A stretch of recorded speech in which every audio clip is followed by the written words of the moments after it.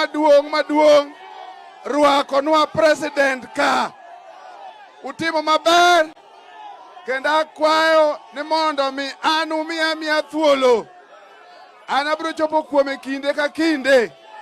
Your Excellency, because of time maybe bado nitakuwa nafasi na wewe, but we'll be coming here many more times for purposes of helping most of these people who are not making noise.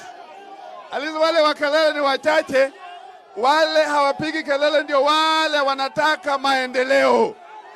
So, mimi nimeshukuru sana. Rais, tutarudi tena. Asante sana. Watu wa hapa, tuko hapo na Eliud Owalo.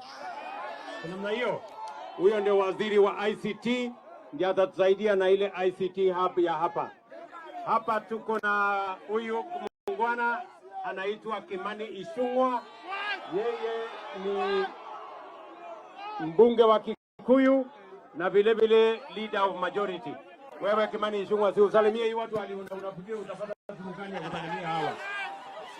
Watu waliunda unti. Muko salama? Simesikia vile gavana amesema na rais mwenyewe. Sisi wote ni Kenya. Mumekubali multi-party iendelee. Watu wa ODM wafanye kazi Kenya yote na wafanye